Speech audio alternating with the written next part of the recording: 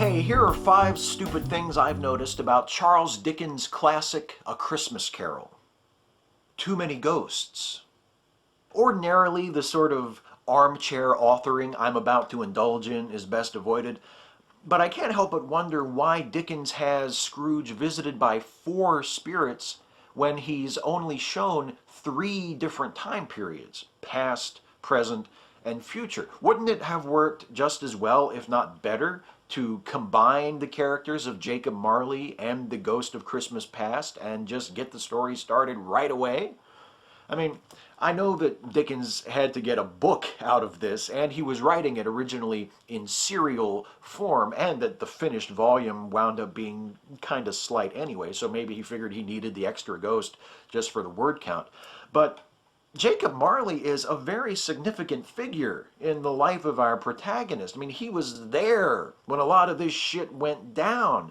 He witnessed Scrooge's transformation into a joyless old miser, and yet his role in the story doesn't amount to much more than showing up at the beginning and explaining the premise. No wonder he's in such a shitty mood. Scrooge's nephew. Am I the only one who wants to splatter a charming cobblestone sidewalk with the blood of Scrooge's nephew Fred?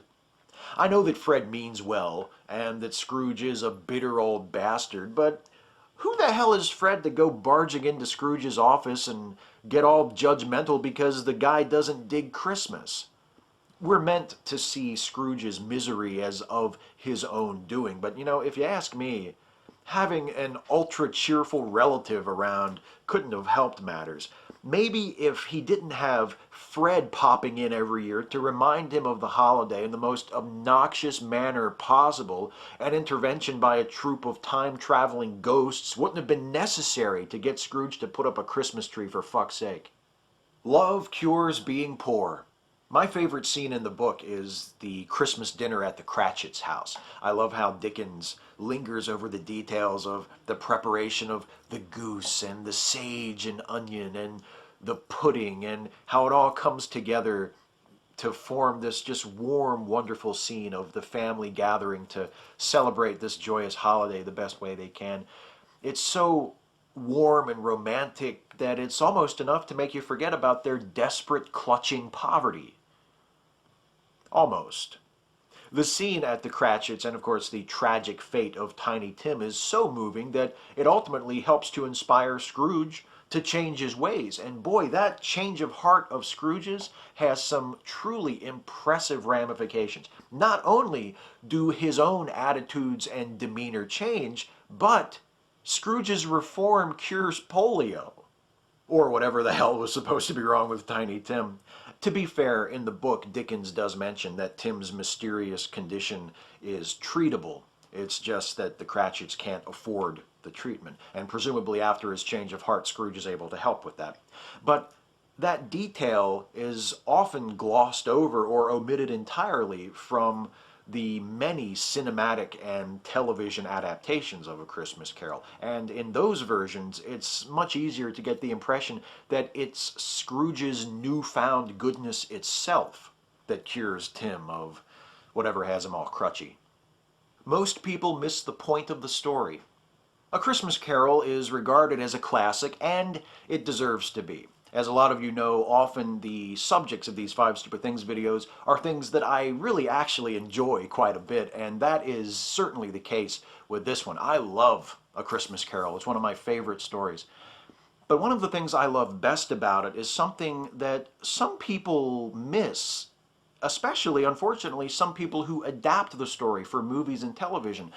And that is this: Scrooge isn't miserable because he's forsaken Christmas. Christmas is a symbol of what Scrooge has truly lost: empathy, charity, concern for his fellow humans, particularly the poor. That's why the scene at the Cratchits in Christmas dinner and the ultimate fate of Tiny Tim is so moving to Scrooge, as is his own fate in the future as an unloved, unmourned, lonely, picked-over corpse. And it's also why, in this Christmas story, Christ is alluded to but once, and then only through his role as a helper of the less fortunate, as he who made lame beggars walk and blind men see. The truest, highest expression of Christmas and the greatest celebration of that holiday is not in the decorating or the eating or even the singing. It's not in going to church. It's not in shopping or receiving. It's in giving to our friends and family, yes, of course, but also to those in need. And that's the lesson that Scrooge learns. And it's a lesson that we all do well to remember.